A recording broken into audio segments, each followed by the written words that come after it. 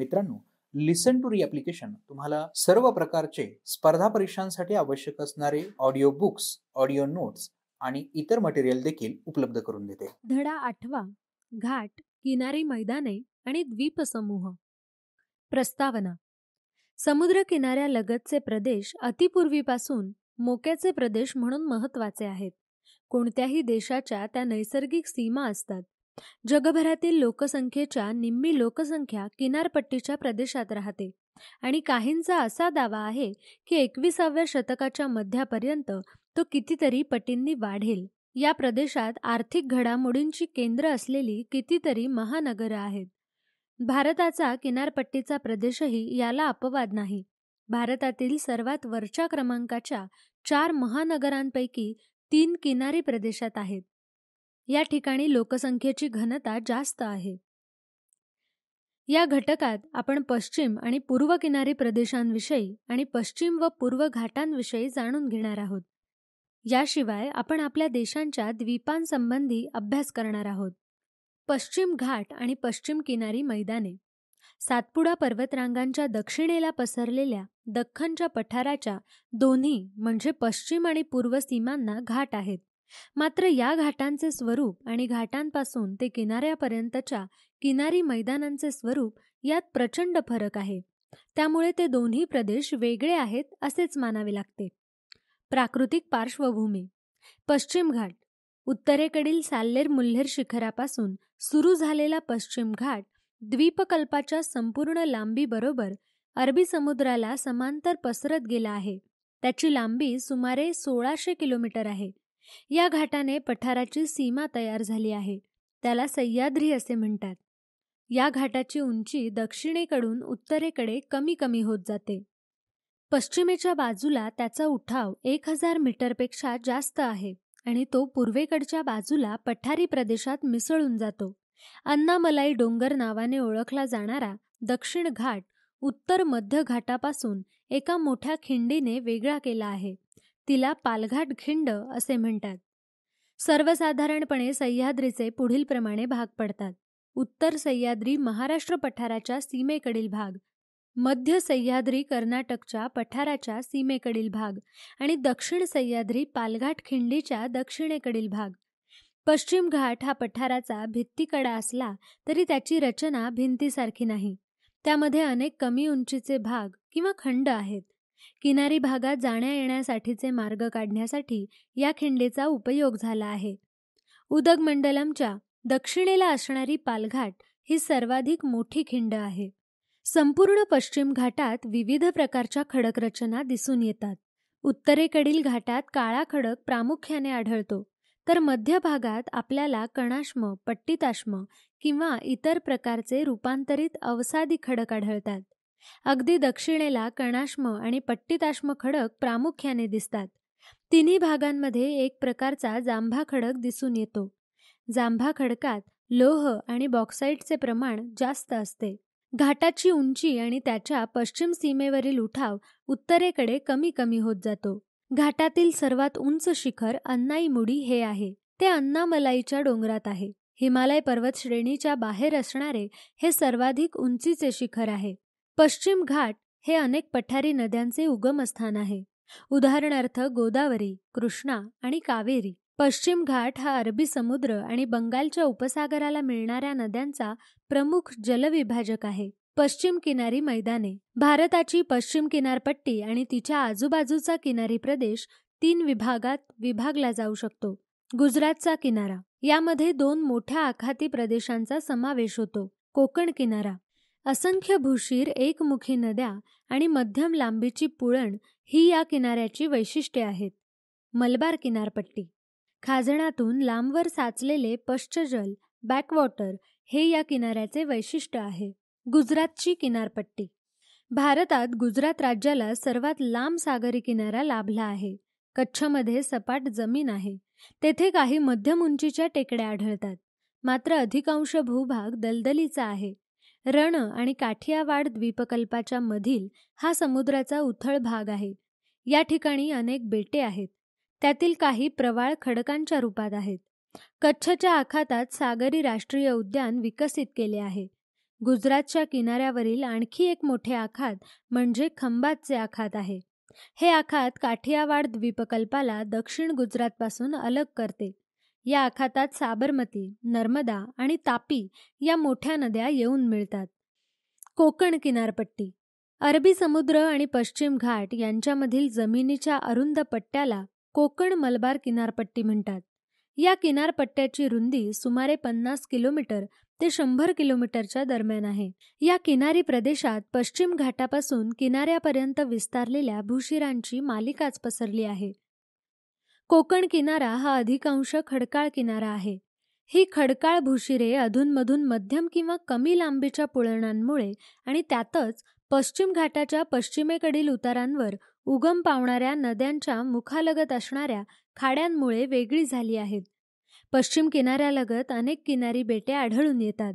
यातील बहुतांश पाण्यात बुडालेल्या खडकाळ मंचाच्या स्वरूपात आहेत. उदाहरणार्थ सेंट मेरी आयलँड. मलबार किनारपट्टी. पश्चिम किनाऱ्याच्या अतिदक्षिण भागात तुलनेने सपाट प्रदेश आहेत. खाजणांची निर्मिती आणि पश्चजल, ज्याला स्थानिक भाषेत कायल असे म्हणतात, हे या किनाऱ्याचे वैशिष्ट्य होय. वेमनाड हे केरळमधील सर्वात मोठे पश्चजल म्हणजेच कायल क्षेत्र आहे. आमचे असेच ऑडिओ लेक्चर ऐकत राहण्यासाठी तुम्ही या ऑडिओसोबतच्या लिंकवर क्लिक करून प्ले स्टोअरवरून आपले ॲप्लिकेशन डाउनलोड करू शकता. हवामान.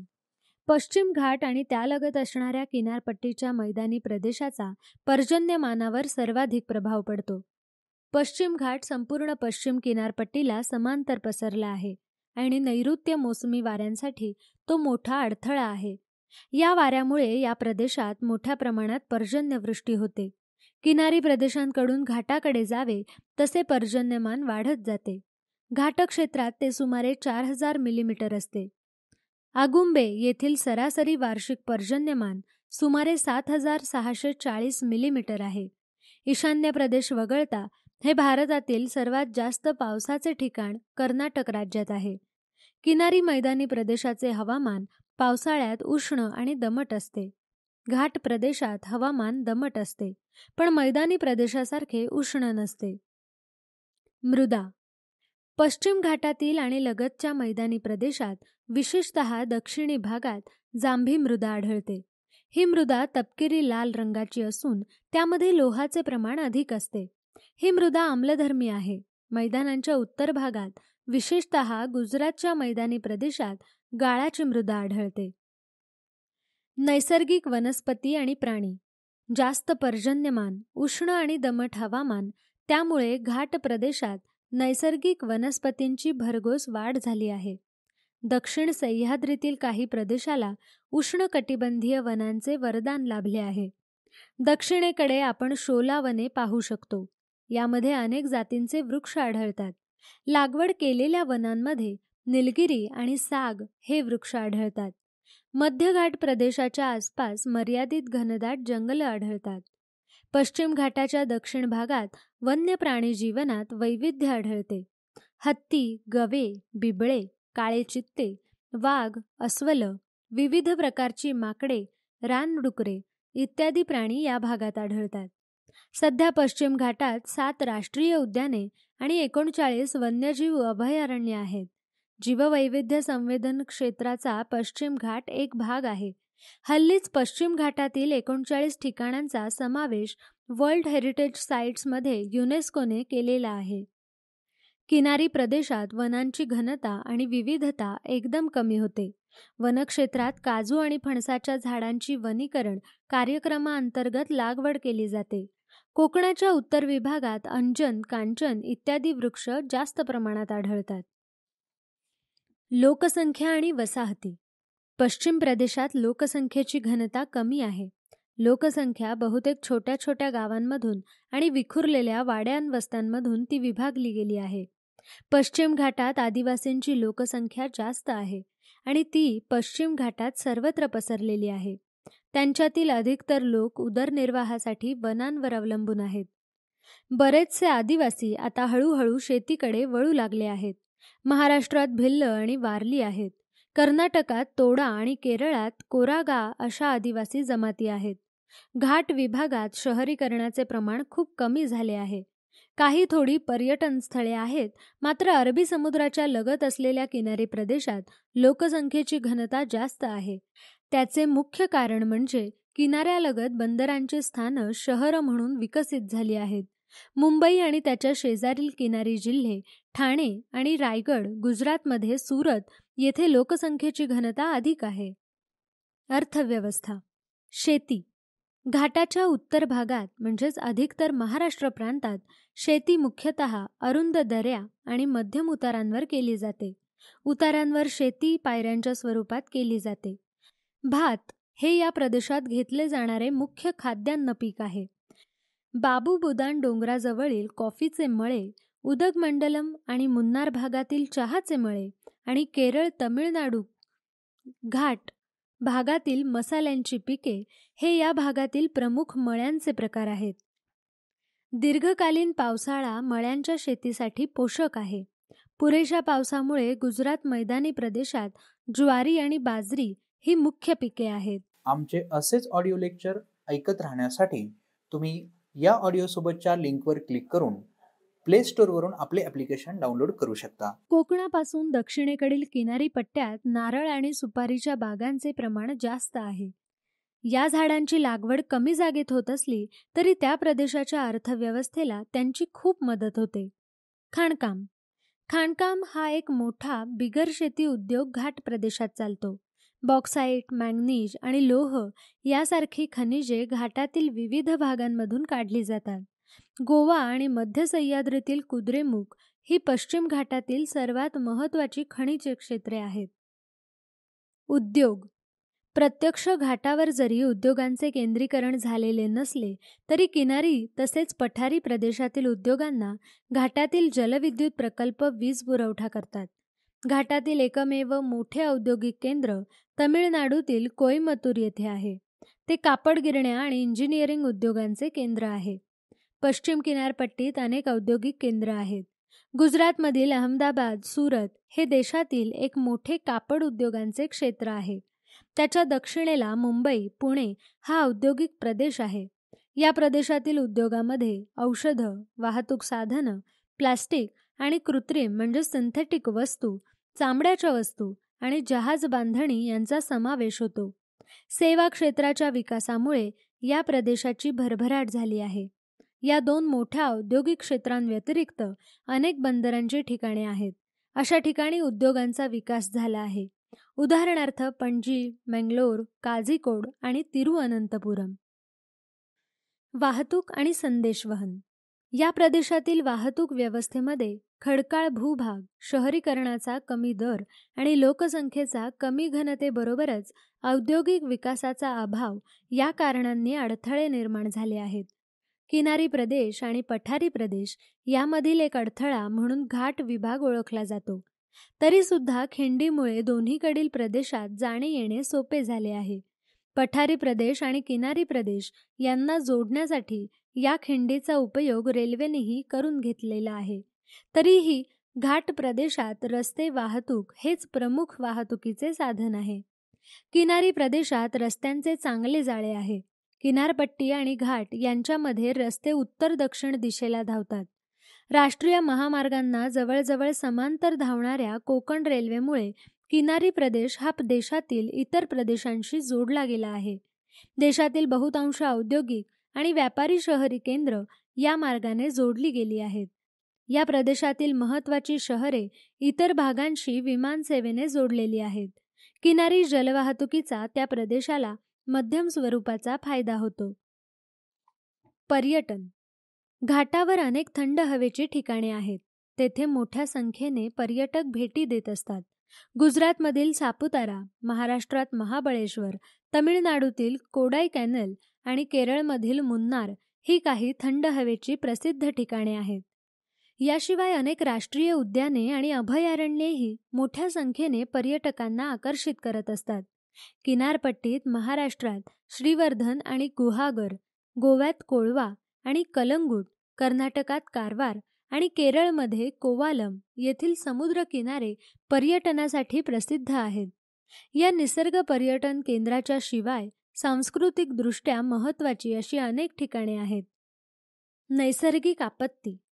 पश्चिम घाट प्रदेशात जास्त पाऊस पडतो, त्यामुळे हा जलसंपत्तीचा अत्यंत समृद्ध प्रदेश समजला जातो.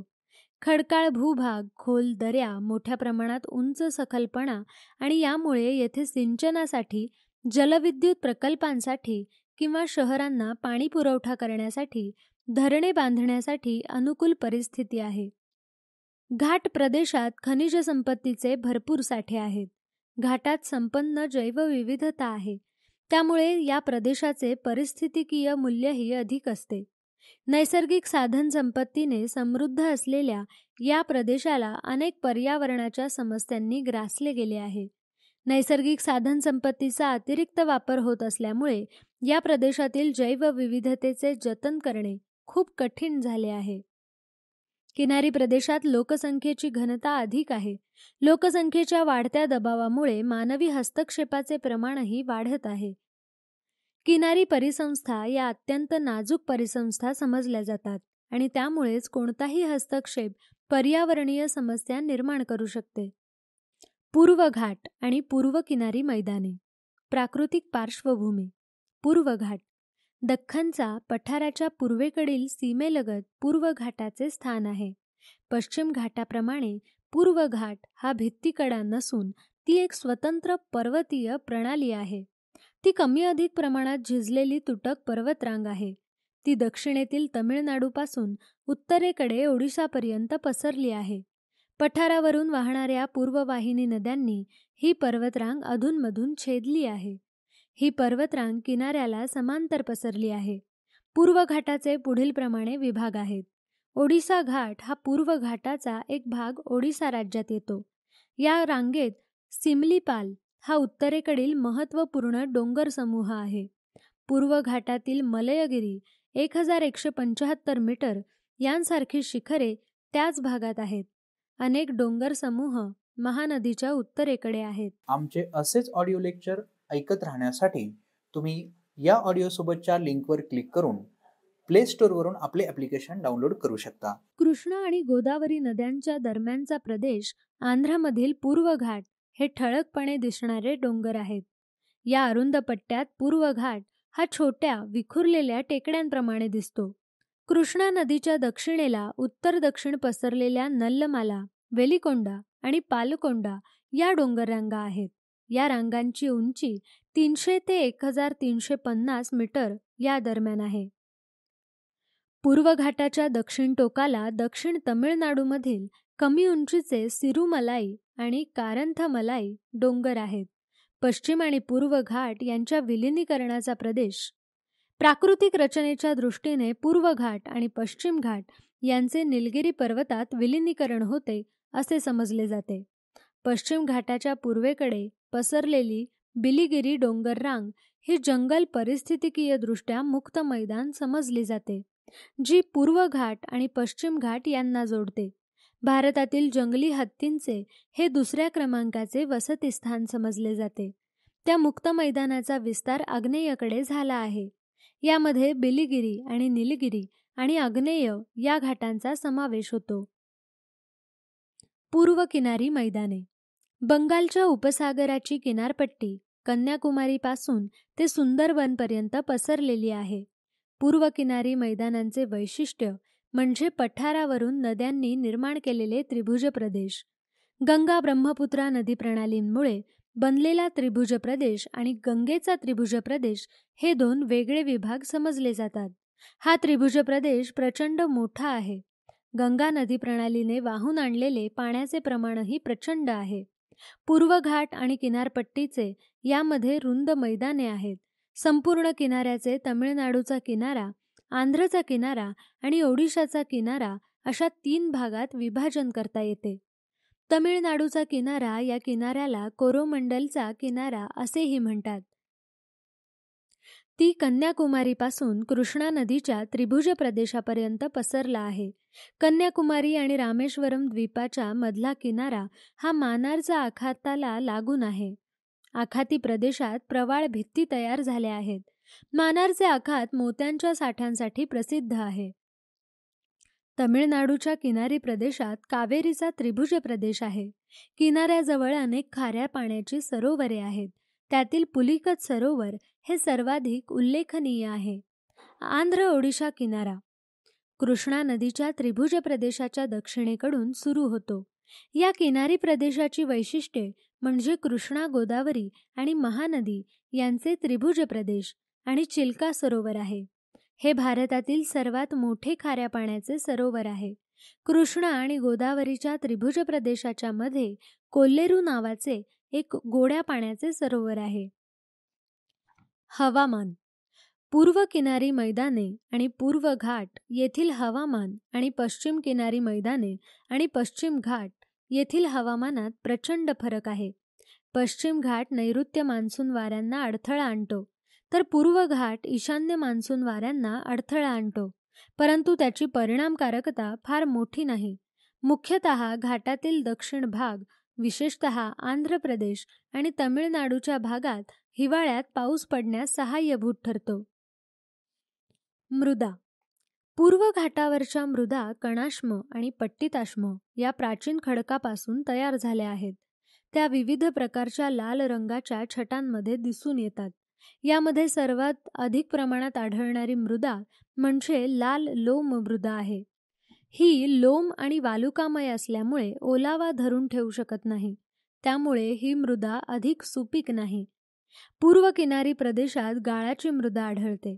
हा प्रदेश पूर्व वाहिनी नद्यांच्या मुखालगत असल्याने या प्रदेशातील मृदा दरवर्षी नव्याने तयार होते, त्यामुळे तिच्या सुपीकतेचा दर्जा टिकून राहतो. वने आणि वन्यजीवन. पूर्व घाट पश्चिम घाटापेक्षा जैविक अभयारण्ये तसेच जैवविविधतेत पूर्णपणे वेगळा आहे. या घाटात मध्यम स्वरूपाचा पाऊस होतो आणि त्यामुळे या प्रदेशातील बहुतांश वने ही उष्णकटिबंधीय आर्द्र पानझडी किंवा उष्णकटिबंधीय कोरडी पानझडी प्रकारची असतात. पारिस्थितिकीय आणि पर्यावरणीय परिस्थितीत विविधता असल्याने पूर्व घाटात समृद्ध प्राणीजीवन आढळते. आशियाई हत्तीचे ते जगातील सर्वात मोठे वसतिस्थान आहे. मोठ्या प्राण्यांमध्ये बिबटे, सांबर आणि वाघ आढळतात. याशिवाय हा घाट विविध पक्ष्यांच्या जातीसाठी प्रसिद्ध आहे. लोकसंख्या आणि वसाहती. घाट प्रदेशात लोकसंख्येचे वितरण विरळ आहे. या जिल्ह्यांमध्ये लोकसंख्येची घनता बहुतेक ठिकाणी दर चौरस किलोमीटरला 200 पेक्षा कमी आहे. शहरीकरणाचे प्रमाणही खूप कमी आहे. या ठिकाणी अगदी कमी शहरी केंद्रे आहेत. ती बहुतेक प्रशासकीय केंद्र म्हणून विकसित झाली आहेत. या उलट किनारी मैदानी प्रदेशात लोकसंख्येचे एकत्रीकरण झालेले आहे. शिवाय मोठ्या प्रमाणात शहरीकरण झालेले आहे. या प्रदेशातील लोकसंख्येची घनता 300 प्रति चौरस किलोमीटर इतकी आहे. या प्रदेशातील शहरं बंदराच्या ठिकाणी विकसित झालेली आहेत आणि त्यांना औद्योगिक पार्श्वभूमी आहे. उदाहरणार्थ विशाखापट्टणम आणि चेन्नई इत्यादी. आर्थिक विकास. शेती. पूर्व घाट प्रदेश हा आदिवासी जमातींचे सर्वाधिक प्रभाव क्षेत्र आहे. घाटातील शेती ही मुख्यत्वे उदरनिर्वाहासाठी केली जाते. अंतर्गत भागात काही ठिकाणी स्थलांतरित पद्धतीची शेती केलेली आढळते. मात्र तमिळनाडू घाटापासून ते ओडिशा घाटापर्यंत पिकांचा प्रकार तसेच शेतीच्या पद्धती खूप बदलत जातात. जरी बऱ्याच ठिकाणी भात हे मुख्य पीक असले तरी कडधान्य ही काही ठिकाणी तेलबिया ही महत्त्वाची पिके आहेत. पूर्व किनारी मैदाने ही आपल्या देशातील काही सुपीक प्रदेशांपैकी एक प्रदेश आहे. विशेषतः कावेरीच्या त्रिभुज प्रदेशात भात वर्षातून 3दा पिकवला जातो. सर्व त्रिभुज प्रदेश आणि त्याला लागून असलेल्या किनारपट्टी आणि घाट यांच्यामधील मैदानी प्रदेशात भात पिकाचे वर्चस्व दिसून येते. खाणकाम. प्राचीन प्रस्तरांचा प्रदेश असल्याकारणाने अग्निजन्य आणि रूपांतरित खडकांचे येथे प्राबल्य आहे. त्यामुळे पूर्व घाट आर्थिकदृष्ट्या महत्त्वाच्या खनिजांनी समृद्ध आहे. आंध्राच्या घाटात कडप्पा खडक विपुल प्रमाणात आहेत. इमारत बांधकामाच्या दृष्टीने त्यांना प्रचंड मागणी आहे. तसेच कणाश्मा खडकाचे निर्यात मूल्यही अधिक आहे. छोटा नागपूरच्या पठारात विलीन होणाऱ्या घाटाच्या उत्तर भागात लोह खनिज, मॅंगनीज आणि बॉक्साईट ही खनिजे सापडतात. पूर्व किनारी मैदानात किनाऱ्यापासून लांब समुद्रात तेलसाठे असण्याची मोठी शक्यता आहे. उद्योगधंदे. पूर्व घाटात उद्योगधंद्यांचा योग्य विकास झाला नसला तरी पूर्वेकडील किनारपट्टी औद्योगिकदृष्ट्या विकसित आहे. किनारपट्टीच्या प्रमुख शहरातून महत्त्वाचे निर्मिती उद्योग विकसित झाले आहेत. उदाहरणार्थ अभियांत्रिकी उद्योग, मोटार उद्योग, टायर उद्योग इत्यादी. चेन्नई आणि विशाखापट्टणम शहरामध्ये जहाज बांधणी, माहिती आणि तंत्रज्ञान निर्मिती, रासायनिक आणि स्वयंचलित वाहने इत्यादी उद्योग येथे विकसित झाले आहेत. आमचे असेच ऑडिओ लेक्चर ऐकत राहण्यासाठी तुम्ही या ऑडिओसोबतच्या लिंकवर क्लिक करून प्ले स्टोअरवरून आपले ॲप्लिकेशन डाउनलोड करू शकता. वाहतूक आणि दळणवळण. घाट विभागातील रस्ते आणि रेल्वे यांचे जाळे अपेक्षेनुसार विकसित झालेले नाही. याचे मुख्य कारण भूभागाचा उंच सखलपणा आणि आर्थिक विकासाचा निम्न स्तर.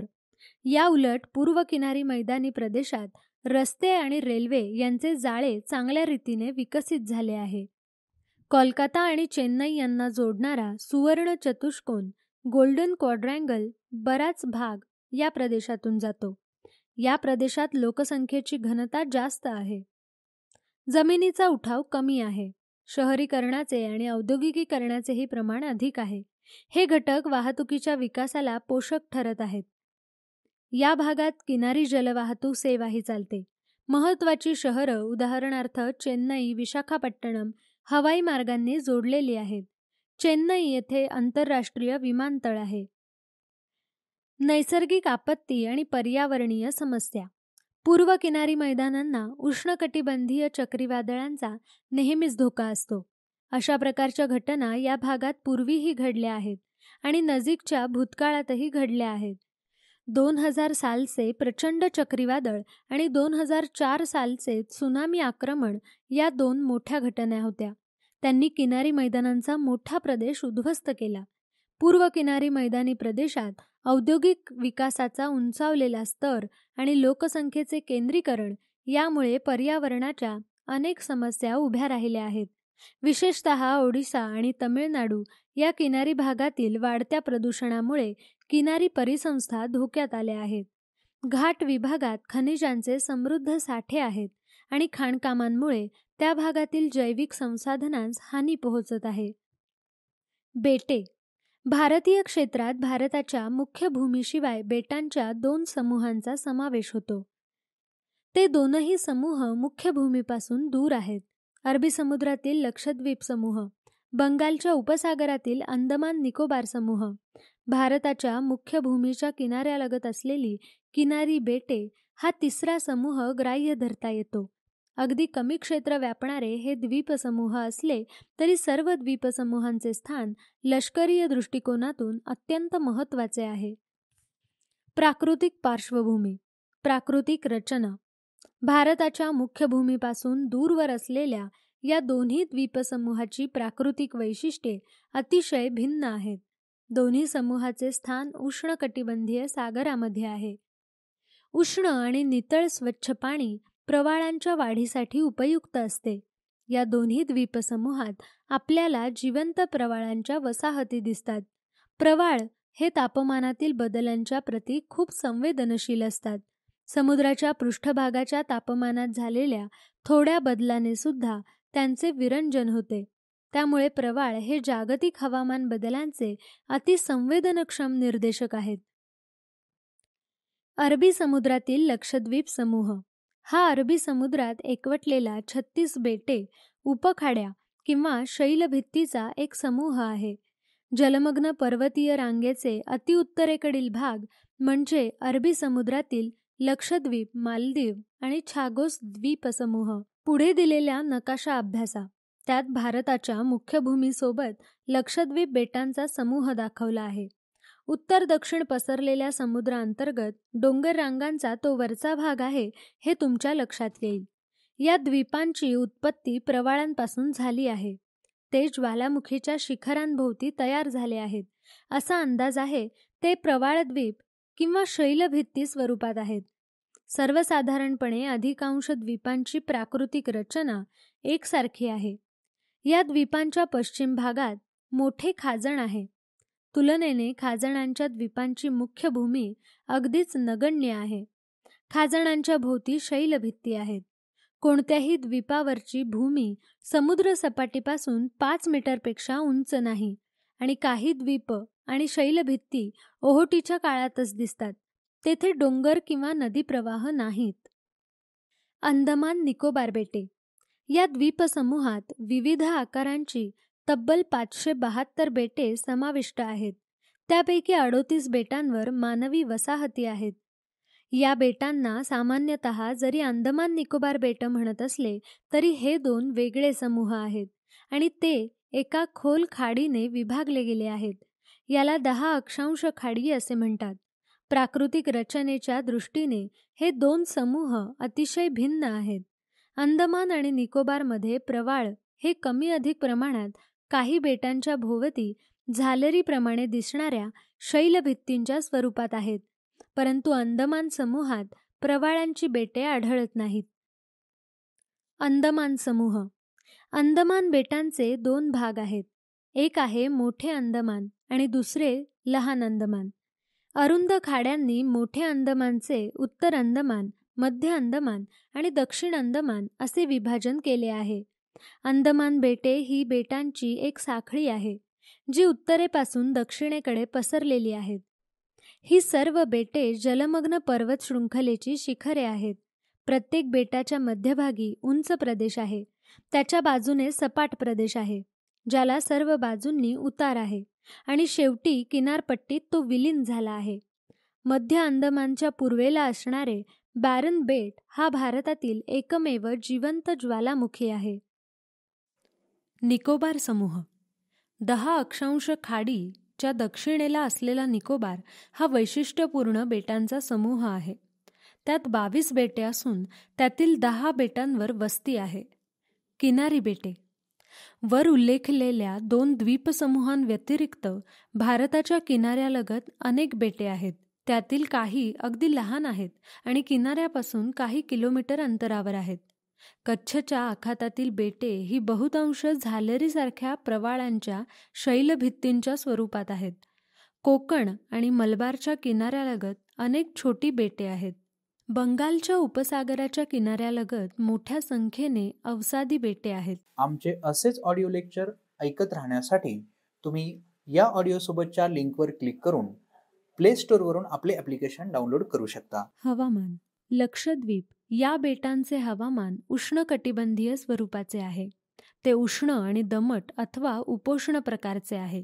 उन्हाळ्यात तेथील तापमान 22 अंश सेल्सिअस ते 35 अंश सेल्सिअस असते, तर हिवाळ्यातील तापमान 20 अंश सेल्सिअस ते 32 अंश सेल्सिअस असते. समुद्री वाऱ्यांमुळे त्या ठिकाणी प्रसन्न वाटते. अंदमान आणि निकोबार द्वीपसमूहाचे हवामान उष्णकटिबंधीय आहे. सरासरी तापमान 23 अंश सेल्सिअस ते 32 अंश सेल्सिअसच्या दरम्यान असते. ते फार उष्णही नसते आणि फार थंडही नसते. मात्र समुद्राचे सान्निध्य असल्याने आर्द्रता मोठ्या प्रमाणात असते. बंगालच्या उपसागरावरून वाहणाऱ्या मोसमी वाऱ्यांच्या शाखेमुळे येथे पाऊस पडतो. पोर्ट ब्लेअरला वार्षिक सरासरी पर्जन्यमान सुमारे 3000 मिलीमीटर इतके आहे. पाऊस या प्रदेशात मे महिन्यापासून सुरू होतो आणि डिसेंबर महिन्याच्या अखेरपर्यंत सुरू राहतो. त्या ठिकाणी नैऋत्य तसेच ईशान्य मोसमी वाऱ्यांपासून पाऊस पडतो. नैसर्गिक वनस्पती आणि प्राणी जीवन. स्थानिक वनस्पतींमध्ये खास समुद्र तटाजवळील हवामानात वाढणारी छोटी झाडं आणि झुडपं आढळून येतात. या बेटावरील परिस्थिती अत्यंत नाजूक आणि अद्वितीय आहे, कारण वनस्पती आणि प्राणीजीवन यांची उत्क्रांती एकांत वातावरणात होते. अनेक दूरवरच्या बेटांवर जगातील दुर्मिळ वनस्पती सापडतात. काही ठिकाणी वृक्षांच्या आणि प्राण्यांच्या अशा जाती आहेत की त्या इतरत्र कुठेही सापडत नाहीत. लक्षद्वीप बेटांचा समूह हा स्वतंत्र परिस्थितिकी प्रदेश आहे. लक्षद्वीपच्या पाणथळ जमिनी, शैलभित्ती आणि किनारे ही जिवंत प्रवाळ, पाणवनस्पती, विविध प्रकारचे मासे इत्यादींची मोठी भांडारे आहेत. वस्ती नसलेली बेटे महत्त्वाची आहेत, कारण येथे समुद्री कासव आणि विविध प्रकारचे पक्षी यांची पैदास होते. काटेरी मासे, तलवार तसेच डॉल्फिन मासे खोल पाण्यात म्हणजेच खोल समुद्रात आढळतात. अरबी समुद्रातील बेटांच्या उलट बंगालच्या उपसागरातील बेटांवर नैसर्गिक वनस्पतींची जोमाने वाढ झाली आहे. तेथे मोठ्या संख्येने प्रदेशनिष्ठ वृक्ष आढळतात, जे भारताच्या मुख्य भूमीवर सापडत नाहीत. उत्तर अंदमानात आर्द्र सदाहरित वने आढळतात आणि जसजसे दक्षिण निकोबार बेटांकडे जावे तसतसे वनांची घनता वाढत जाते. दक्षिण निकोबार बेटांवर सदाहरित वने आढळतात. बेटांच्या अंतर्भागात असलेल्या या वनांव्यतिरिक्त किनारी भागात खारफुटीची दाट वने संपूर्ण बेटांच्या सीमेलगत दिसून येतात. व्यापारी मूल्य असलेल्या लाकडाच्या अनेक जाती अंदमानच्या जंगलात आहेत. सागापेक्षा मजबूत असलेले महोगनी लाकूड फर्निचर बनवण्यासाठी वापरले जाते. या वनामध्ये धूप आणि रुद्राक्षाची झाडे मोठ्या प्रमाणात आढळतात. या प्रदेशातील वन्य प्राण्यात रानडुक्कर, भुंकणारे हरिण, हत्ती आणि सरपटणारे प्राणी आढळतात. शिंपल्यांचे विविध प्रकार, त्यातील काही मोत्यांसारखी कांती असलेले, येथील कुटीरोद्योगांचा आधारस्तंभ आहेत. त्यापासून खूप प्रकारच्या शोभेच्या वस्तू आणि दागिने बनवलेले असतात. शिंपल्यांचे विविध प्रकार, त्यातील काही मोत्यांसारखी कांती असलेले, येथील कुटीरोद्योगांचा आधारस्तंभ आहेत. त्यापासून खूप प्रकारच्या शोभेच्या वस्तू आणि दागिने बनवले जातात. लोकसंख्या आणि वसाहती. या द्वीपसमूहावरील निवासी वंशदृष्ट्या केरळ किनारपट्टीतील मल्याळी लोकांसारखे आहेत. अंदमान निकोबार बेटांवर आदिवासी जमाती जसे ग्रेट अंदमानी, जारवा, सेंटिनेलीज हे आदिवासी या बेटांवरील मूळ रहिवासी आहेत. त्यांची संख्या कमी कमी होत आहे. या आदिवासींचे मुख्य व्यवसाय शिकार करणे, वनातील वस्तू गोळा करणे आणि मासेमारी करणे आहेत. त्याशिवाय स्थलांतर करून स्थायिक झालेले लोक आहेत. या केंद्रशासित प्रदेशाची राजधानी पोर्ट ब्लेअर हे मुख्य शहर आहे. आमचे असेच ऑडिओ लेक्चर ऐकत राहण्यासाठी तुम्ही या ऑडिओसोबतच्या लिंकवर क्लिक करून प्ले स्टोअरवरून आपले ॲप्लिकेशन डाउनलोड करू शकता. आर्थिक विकास. शेती. या बेटावरील सर्वाधिक क्षेत्र नारळाच्या लागवडीखाली आहे. लक्षद्वीप हा भारतातील सर्वात जास्त नारळाचे उत्पादन करणारा प्रदेश आहे. येथील नारळात तेलाचे प्रमाण भरपूर असते. अंदमान द्वीपसमूहात भात हे मुख्य अन्नधान्याचे पीक आहे. निकोबार द्वीपसमूहात नारळ आणि सुपारी ही नगदी पिके होतात. डोंगराळ भागात आंबा, अननस, संत्री, केळी इत्यादी फळे घेतली जातात. या बेटांवर मिरे, लवंग, जायफळ इत्यादी मसाल्याची पिकेही होतात. मासेमारी. समृद्ध सागरी जीवनामुळे बेटावरील लोकांचे मासेमारी हे मुख्य उपजीविकेचे साधन आहे. खाजणात माशांच्या अनेक जाती उपलब्ध असल्या तरी ट्यूना, शार्क, खेकडे, कोळंबी, कालवे इत्यादी लक्षद्वीपच्या समुद्रात मोठ्या प्रमाणात उपलब्ध असतात. ट्यूनाचे लोणचे आणि इतर उत्पादने निर्यात केली जातात. ही उत्पादने अधिक लोकप्रिय आहेत. उद्योग. लक्षद्वीपमधील प्रमुख उद्योग म्हणजे नारळाच्या शेंड्या काढणे आणि त्यापासून विविध उत्पादने बनवणे. भारत सरकार नारळाच्या शेंड्यापासून धागे बनवण्याचे कारखाने चालवते. अंदमान निकोबार समूहात काही छोट्या प्रमाणावर ग्रामीण हस्तकला उद्योग चालतात. या व्यतिरिक्त तेथे शिंपले आणि लाकडापासून वस्तू बनवण्याचे उद्योग आहेत. लघुउद्योगात विविध प्रकारचे उपक्रम चालतात. उदाहरणार्थ पॉलिथिन बॅग्स बनवणे, रंग आणि वॉर्निश, शिंपल्यांच्या वस्तू इत्यादी. वाहतूक. भारताच्या मुख्य भूमीपासून दूर आणि वेगळा असला तरी लक्षद्वीप समूह हवाई मार्गाने आणि जलमार्गाने चांगल्या रीतीने जोडलेला आहे. अगाती विमानतळ हा लक्षद्वीपमधील एकमेव विमानतळ आहे. तो मुख्य भूमीवर कोचीला जोडला गेला आहे. इतर बेटे हेलिकॉप्टर आणि बोट सेवेने जोडलेली आहेत. पोर्ट ब्लेअर हे अंदमान आणि निकोबार बेटांचे राजधानीचे शहर चेन्नई, विशाखापट्टणम आणि कोलकात्याशी जोडलेले आहे. या केंद्रावरून भारताच्या मुख्य भूमीकडे जहाज सेवा आहे. या समूहातील एकमेव विमानतळ पोर्ट ब्लेअर येथे आहे. पर्यटन. भुरळ पडणारे सृष्टी सौंदर्य आणि वेगळेपणा यामुळे लक्षद्वीप हे पर्यटकांचे आकर्षण बनले आहे. अशा लहान प्रदेशात उद्योगांची उभारणी करता येत नसल्याने सरकार पर्यटनाला सक्रिय प्रोत्साहन देत आहे. त्यामुळे उत्पन्नाचे स्रोत म्हणून त्याची मदत होत आहे. पर्यटकांना समृद्ध जलचर संपत्तीने नयनसुख मिळते. Scuba diving, windsurfing, water skiing इत्यादी जलक्रीडांचे प्रकार लोकप्रिय आहेत. त्यामुळे पर्यटक आकर्षित होतात. लक्षद्वीपच्या तुलनेत अंदमान निकोबार बेटांवरील पर्यटन हे काही बेटांपुरतेच मर्यादित आहे. त्याचे मुख्य कारण म्हणजे आदिवासींची कमी होणारी संख्या. त्यांना संरक्षण देणे महत्त्वाचे आहे. बहुतेक पर्यटन हे पोर्ट ब्लेअर आणि त्याच्या जवळची बेटे यापुरतेच मर्यादित आहेत.